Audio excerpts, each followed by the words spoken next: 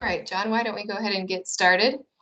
Welcome to everybody. Thank you for making time in your day to attend our November Thirsty Thursday presentation.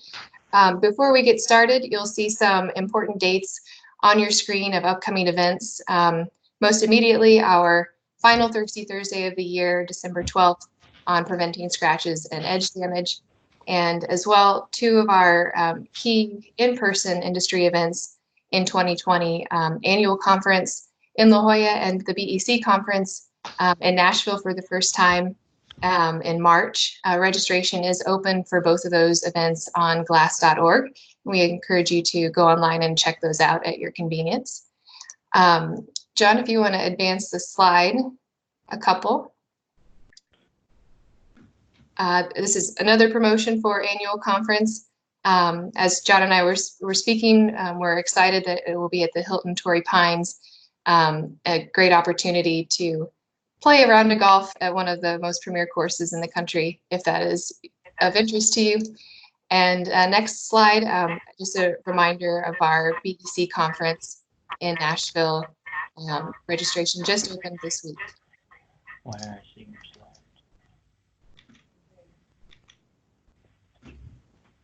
And now I'm pleased to introduce John Kent, our speaker for today. He is the Executive Director of Administrative Management Systems, which manages the Safety Glazing Certification Council. After receiving a BS in engineering from the United States Merchant Marine Academy at Kings Point, John's been with product performance testing and certification for over 32 years.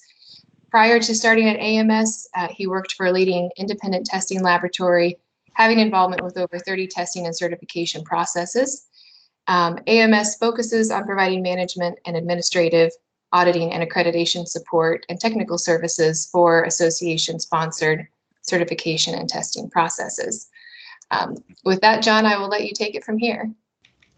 Okay, thank you so much, Sarah, and thank you also to Sarah and the NGA staff and Irmela for allowing us to present our information at this event. We appreciate the opportunity and chance to get our message out a little bit. I kind of hate bios. It's just painful to see that I've actually been around that many years in the industry. So it's a little painful to see I just don't think of myself as being around that long. But we really wear, as like most of us, we wear multiple hats. The name of our company is AMS, but what we do is we manage certification processes, and we really are the office, the day-to-day office for SGCC, the Safety Glazing Certification Council. Safety glazing is the only glazing related product that I know that's regulated by the Consumer Product Safety Commission, and there are federal requirements for proof of compliance with the certain requirements of safety glazing, and so it's really a unique product, different than other glazing products because of this connection to CPSC, the Consumer Product Safety Commission. SGCC is one way to show compliance with the CPSC requirements and building code requirements. It's not the only way, and SGCC is voluntary. SGCC is a not-for-profit organization that was set up by industry and user communities to help establish a process for showing compliance with the testing requirements for safety glazing. But I stress, this is one solution. It's not the only solution. We have the SGCC org chart is on your screen, www.sgcc.org. And also our email address is there that you feel free to contact us with any questions. I always say the best way I know of the best way I know of to make up for your inadequacies is to have an amazing, wonderful staff. And we've been very, very fortunate to assemble a fantastic staff. Terry and Katrina provide oversight to the programs, to the SGCC program. Kelly, Sarah, and Kristen are, I think for anybody that's worked with them would agree that they do just an amazing job handling the day-to-day activities, and hopefully they are very responsive and helpful with the issues.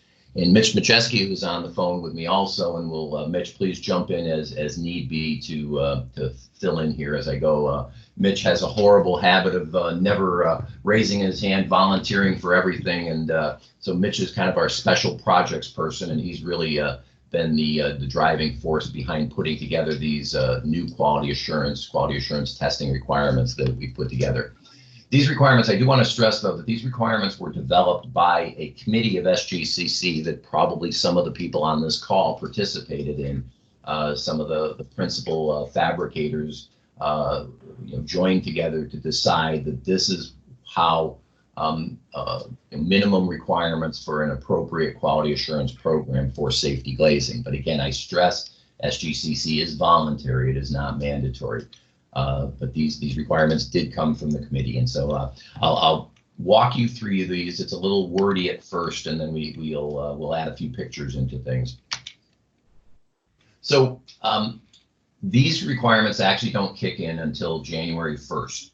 The basic requirements are that there is a quality systems manual, a designated representative for quality assurance, process control, production testing.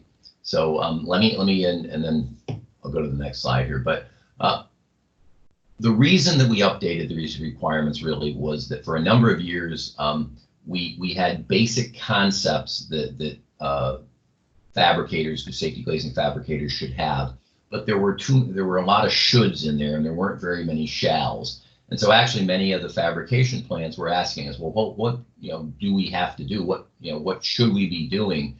And really the fabrication plants wanted additional direction in how to handle quality control testing, production control testing. And so that was one of the onuses for updating these requirements.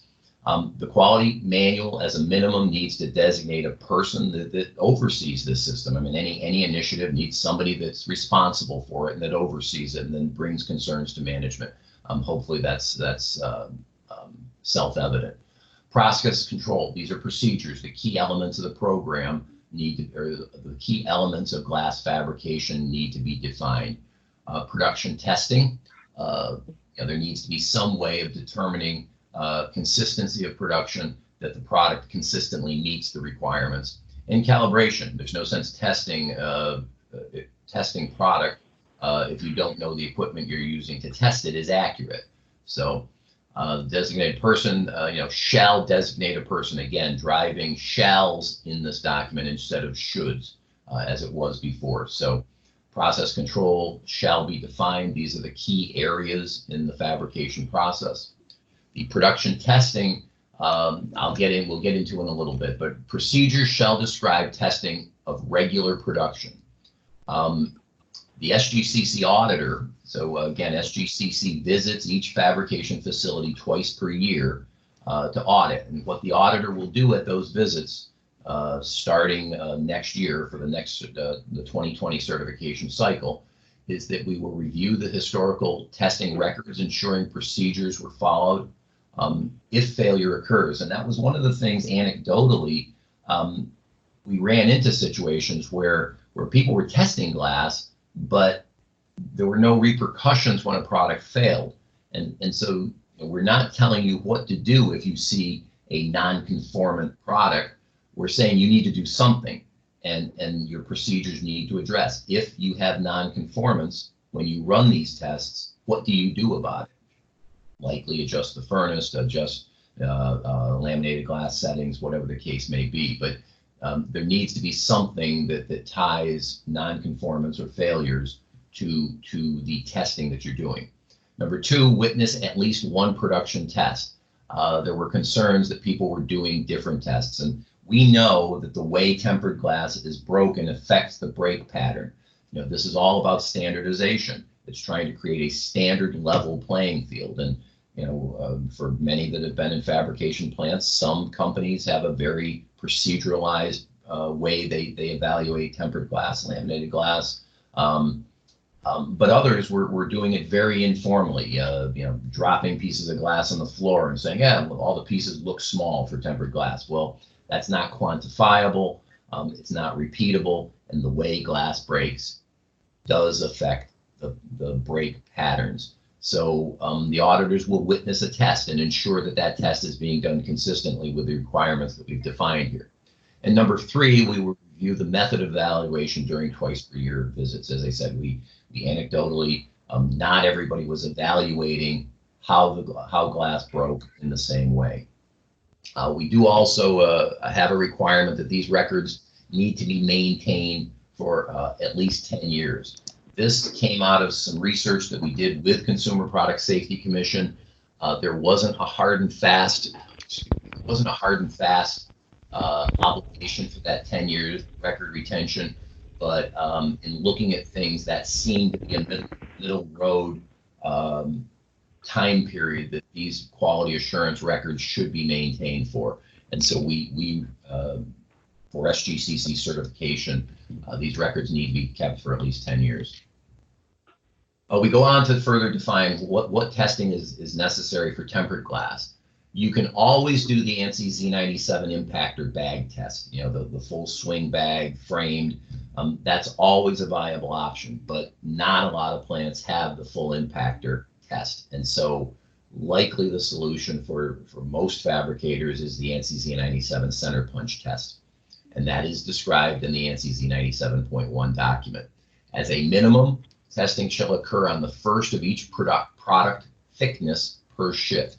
That's the same requirement that we've maintained for frequency of testing, but we tried to write these requirements to speak to large and small fabrication facilities. So as a minimum, testing shall occur on the first of each product thickness per shift.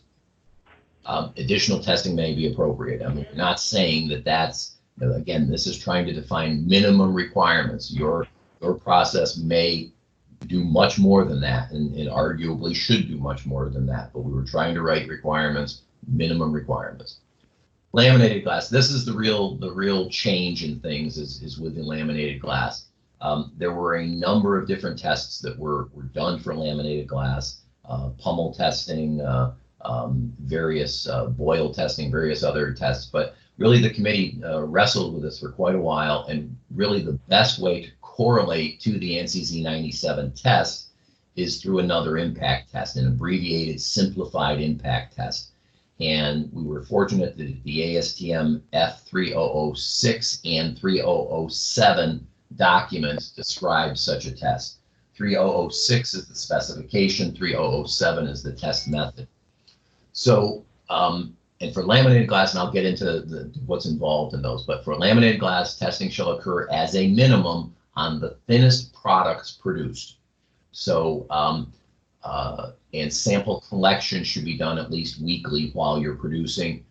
We go on to say that there needs to be some way of tracing the samples that you collect for testing to production runs, but the testing then shall occur as a minimum on the thinnest products produced.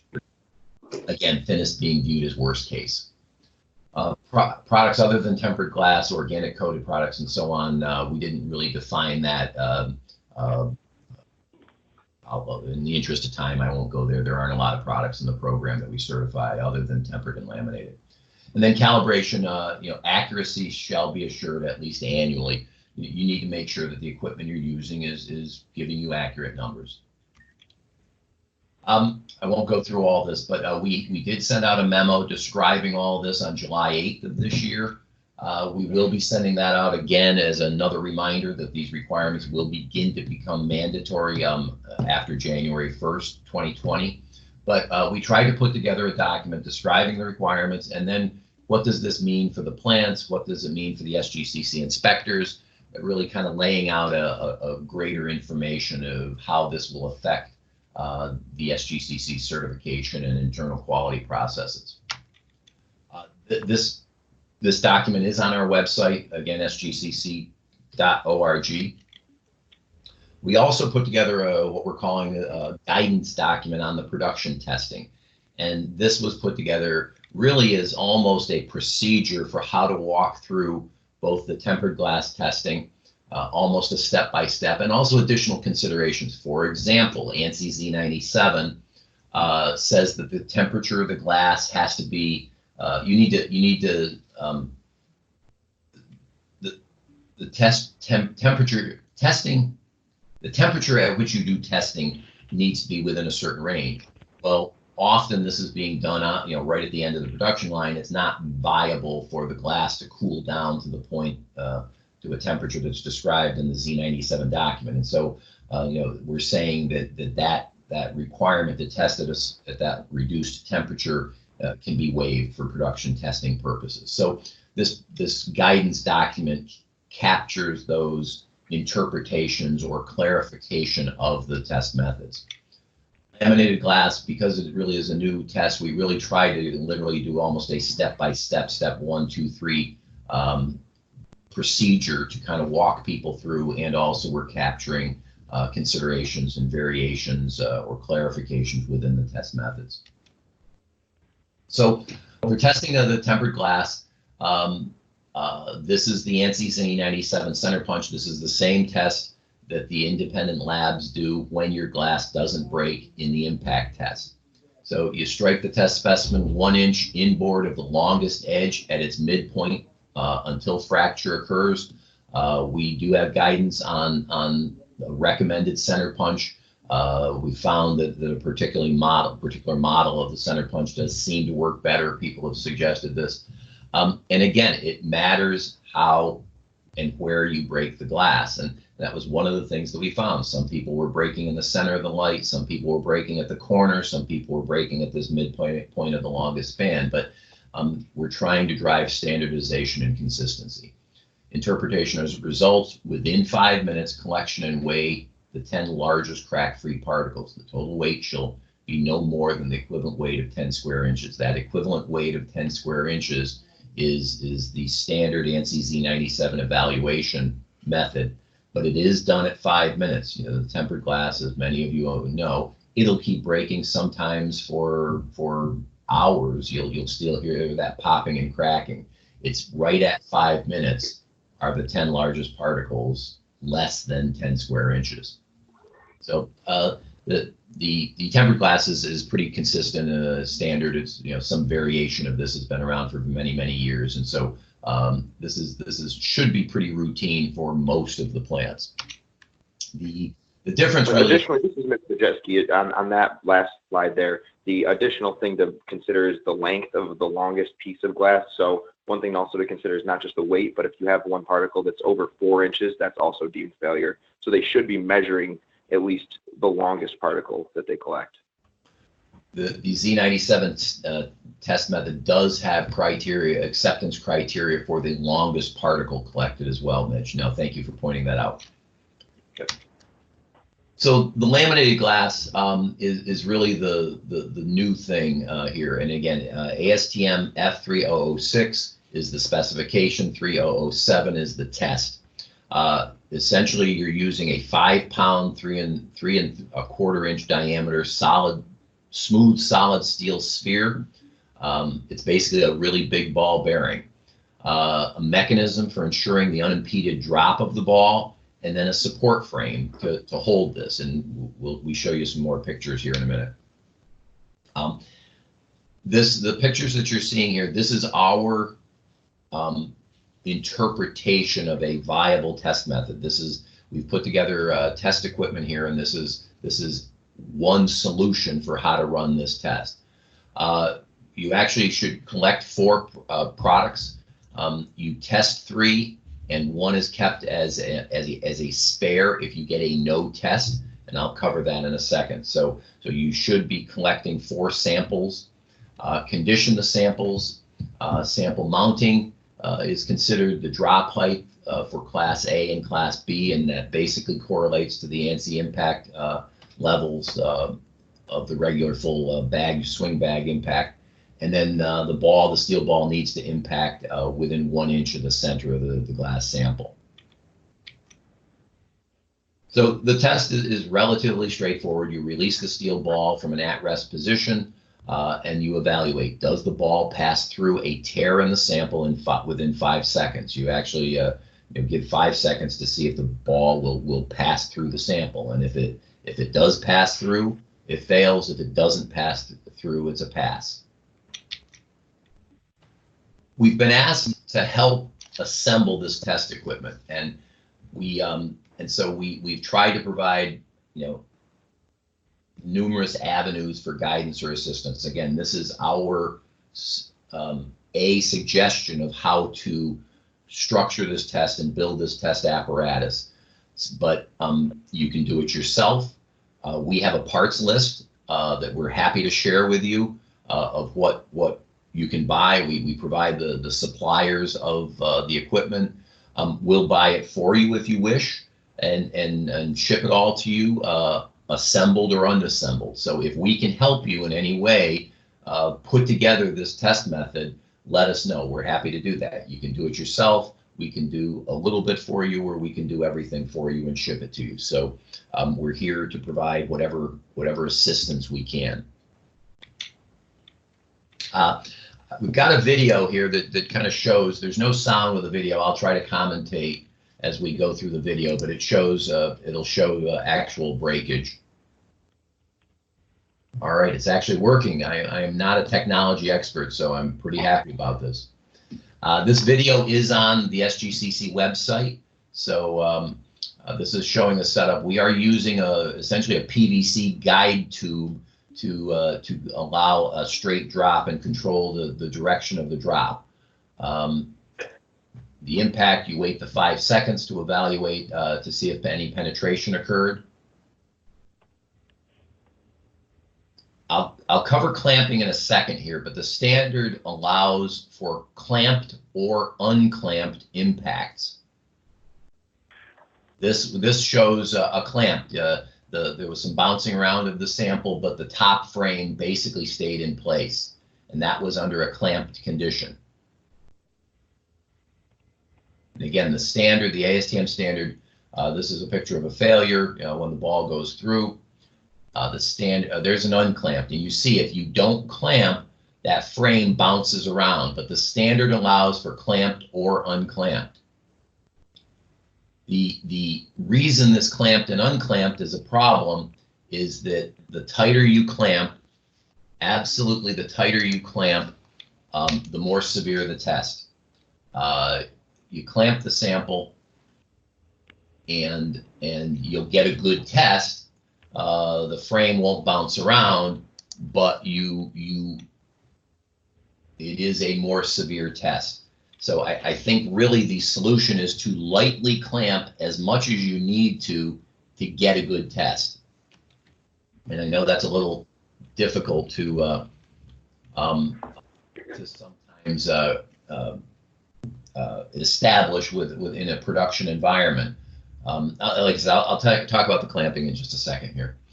We've also put together or are putting together what we're calling an interactive information portal, both for the tempered glass testing and the laminated glass testing. This will be available on the SGCC website.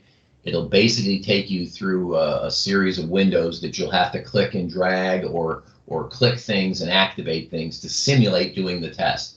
So this we should be available within the next month on the SGCC website. Basically, it follows a pattern of testing preparation. How do you get ready to do the test, performing the test, and then evaluating the results of that test, weighing particles as an example. So we've got the guidance document, the narrative guidance document, the video, and this interactive animation that we put together trying to assist companies in running this test. As I said, we know that this is going to be a new endeavor for many, but the feeling of the committee, the industry committees, the SGCC group to put this together was that this is the right thing to do to ensure consistency of production. So one of the things we ran into is the ASTM 3006007 document has done a wonderful job. They actually have captured a very good test. They've considered a lot of things. But it's really the first time that this document has sort of been put under a microscope and begun to be used on a more frequent basis. And some questions have arose. So there are some additional clarifications that the standard probably needs. We will be adding these needed clarifications into the guidance document as they arise. But again, one of them is this issue of clamping. There was work to correlate the ASTM 307 test to ANSI Z97. and most of that work was done unclamped. So that's what we're saying. If you can do the test unclamped, that is the preferred approach. The tighter you clamp, the more likely it is to make the test more severe. And so we're working through that. We're coming up with different ways to kind of retain the glass in the mounting frame. Mitch has been doing kind of some prototypes and some work here, and we hope to have good solutions. You know, the test is viable now. There's no reason it can't be used now. We're just trying to look for better ways to do this where ambiguous results might arise. And again, the idea is that if you hit the glass and one of the unclamped and the sample falls off that frame, that's what that fourth sample is for, allowing you, the standard says that if the glass leaves the frame, it's a no test. So that's why you should collect 4 samples, 12 by 12 inches, and if you get a no test, you have 1 extra sample to test 3 good samples, good tests on 3 good samples.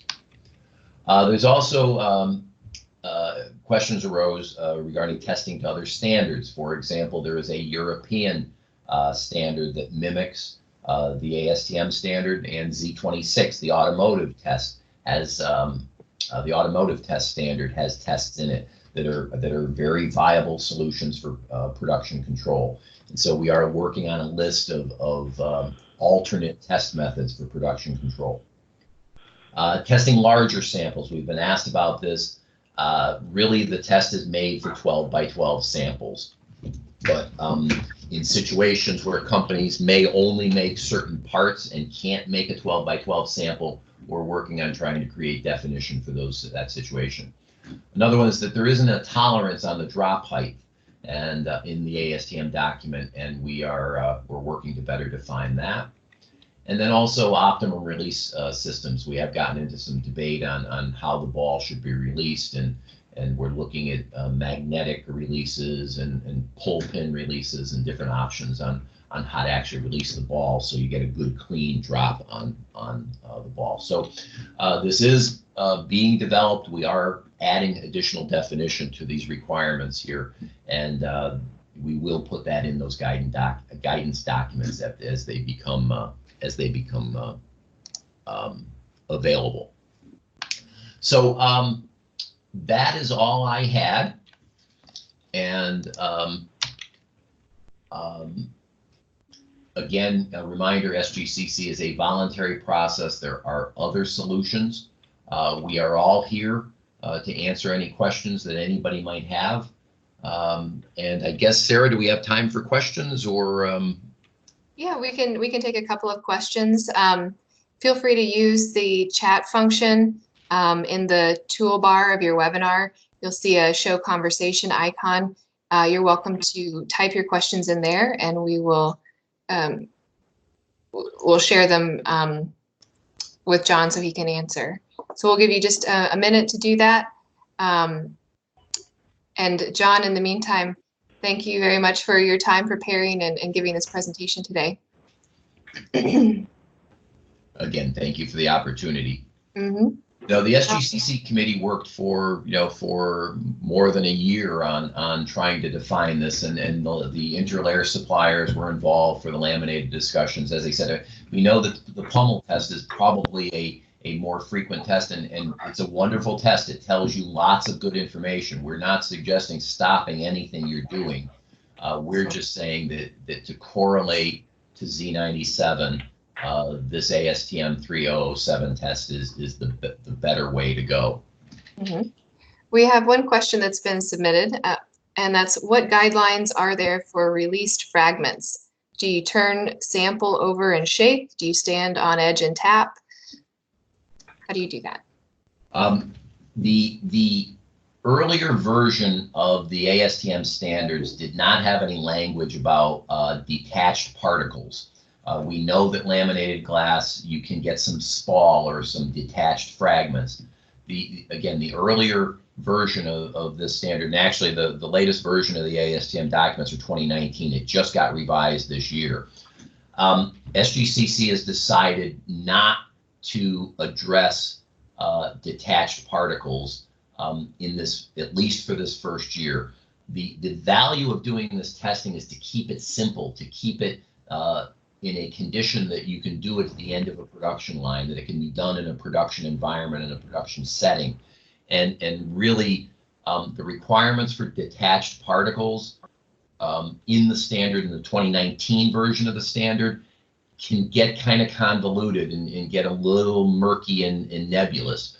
They're very easy to they can be evaluated, but we weren't confident that it was reasonable to expect production evaluation of those detached particles in a production environment. So the simple answer to the question is that we are not, we SGCC are not mandating any requirements for those detached particles. Does the ball pass through? Yes or no, pass or fail. That's the only requirement as of now. Okay, excellent. We haven't received any additional questions, so we will conclude our presentation for today. Again, this webinar was recorded, so it will be available on glass.org in the near future. Thank you again for attending. Thank you, John, for your presentation, and we hope to see you all back here for our next month's webinar on December 12th. Sarah, there are a couple other questions there. I don't know if you have time. Sure, yeah, we can address those.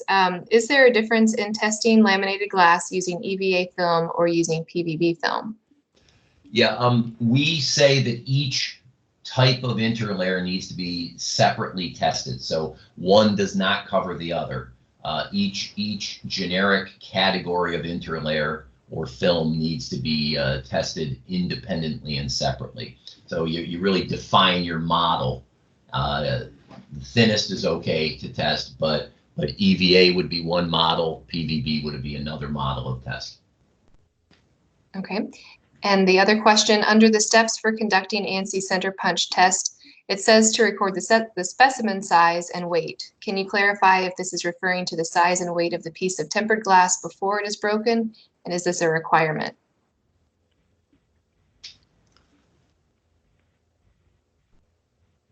Yeah, the size and weight is really to help determine the weight of the 10 largest particles, but there is also, for standard tempered glass, there is a formula that you can use to determine the weight of the 10 largest particles. That size and weight, you do need to also use that for patterned glass. If you're testing patterned glass, the only way to determine the weight of the 10 largest particles is by weighing the sample and then calculating out the equivalent weight of 10 square inches to establish your pass-fail criteria. You can do it by weighing, the size and weight of a transparent product, but there are formulas that are available. We've got a chart. We've got a chart that's available that give us a call. We're happy to send you that chart, and it will provide for each thickness in thousandths what the acceptance criteria would be. So that reference really is only if you don't have the formula to calculate it. Okay, and one final question. Do we need to retain the 10 largest pieces? We require the independent labs to retain the 10 largest pieces.